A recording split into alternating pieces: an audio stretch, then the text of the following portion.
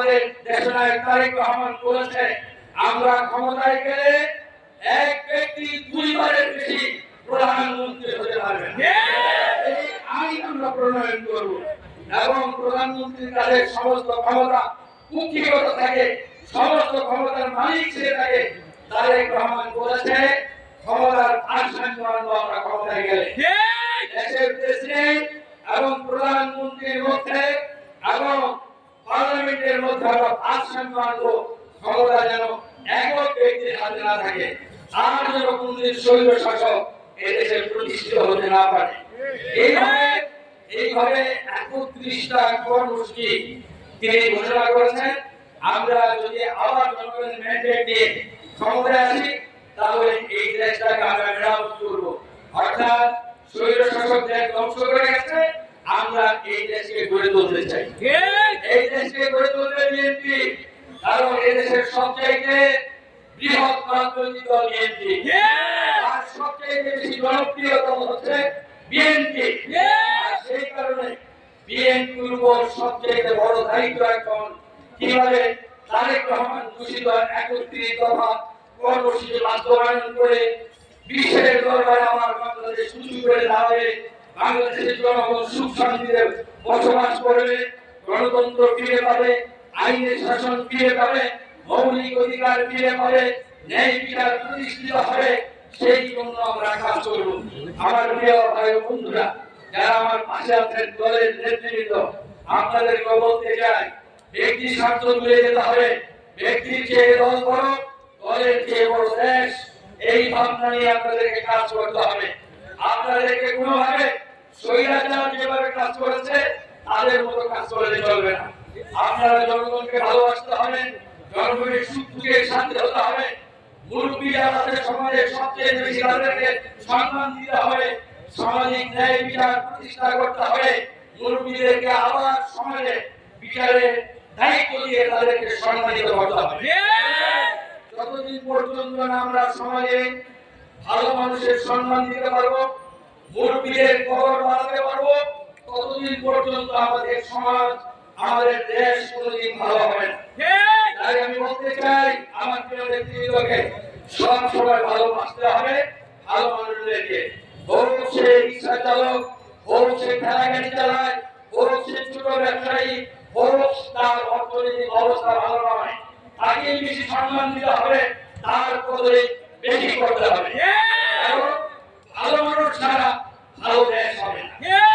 তাদের সুদখোর, ঘুষখোর, দুর্নীতিপরায়ণ, তাদের তো টাকা পয়সা বেশি থাকবেই।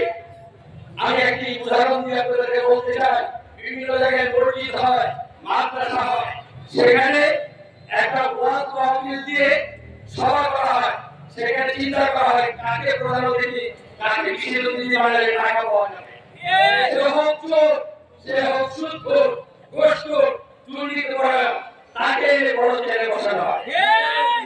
আর ওই খারাপ মানুষটা হবে কি, এই সম্মান হচ্ছে আমার টাকা, সেই জন্য আরো বেশি লুটপাট করে। আর ভালো মানুষ দূরে থাকে। আমাদের সন্তানরা ভাবে খারাপ মানুষের মতো টাকা পয়সা অর্জন করলে আমরা সম্মান পাবো, তাই আমাদের ছেলেমেয়েরা খারাপ হয়। আমি বলতে চাই খারাপ মানুষকে দূরে রাখবেন, ভালো মানুষের কদর বাড়াবেন, ভালো মানুষকে সম্মান দিবেন, মুরব্বীদেরকে সমাজে সম্মান দিবেন। বিচার ব্যবস্থাকে ধ্বংস করেছে আবার গ্রাম্য স্বাধীন বিচারে স্বৈর শাসকের সবাইকে কাউর পাট্টার হয়েছিল, ঘুষ দিয়ে দুর্নীতি করে আবার দিকে যারা অন্যায় বিচার করতো তাদেরকে প্রত্যাখ্যান করে ভালো মানুষের ন্যায় বিচার প্রতিষ্ঠা করতে হবে, তাহলে সমাজ সুন্দর হবে।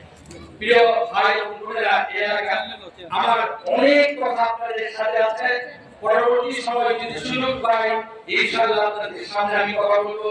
মাহফিলের সময় হয়ে যাচ্ছে, সেই জন্য আমার কথা ইতিবাচক হবে।